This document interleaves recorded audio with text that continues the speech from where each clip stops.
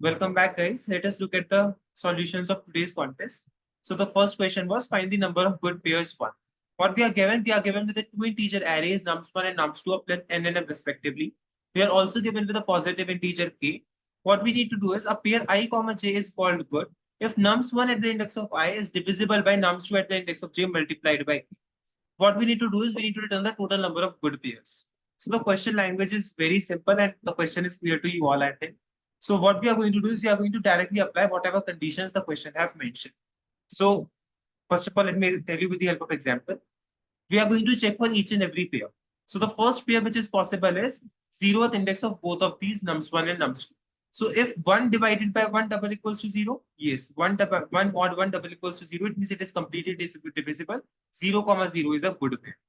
Then we will check for 0 comma 1. That is 1 mod 3 multiplied by 1 double equals to 0. Is 1 mod 3 double equals to 0? No. 1 mod 3 is not equals to 0. It means it is not a good pair. So is 1 mod 4 into, since k value is 1, so nums2 multiplied by k will be equals to nums2 only. So 1 mod 4 double equals to 0? No, it is also not equals to 0. It means it is also not a good pair. 3 mod 1 double equals to 0? Yes, it is equals to 0. 3 mod 3 double equals to 0? Yes, it is also equals to 0. It means these are good pairs. 3 mod 4 double equals to 0? No, so it is not a good pair. Is 4 mod 1 double equals to 0? Yes, 4 mod 1 double equals to 0. It is a good pair. 4 mod 3 double equals to 0? No, it is not a good pair. 4 mod 4 double equals to 0? Yes, it is a good pair.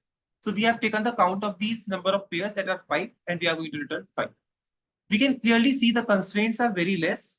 N is n comma n. It means the size is only up to till 50. K value is also up to till 50. So we can easily apply big O of n square approach. So we have applied big O of n square approach and we have iterated through the both of the loops. Size 1 equals to nums1 dot size, size 2 equals to nums2 dot size, int c is equals to 0. For int I equals to 0 and less than size 1 I plus plus. Int first is equals to nums1 at the index of I. This denotes the value from the first vector. For int, then we have iterated to the second vector. For int j equals to 0, j less than size to j plus plus. Int second equals to nums2 at the index of j multiplied by k. If first mod second double equals to 0, it means it is a good pair. So we will increment the value of c and at the end we are going to return c. So I hope the question is clear to you all. If the question is clear, don't forget to subscribe to our channel and share it with your friends. Thank you.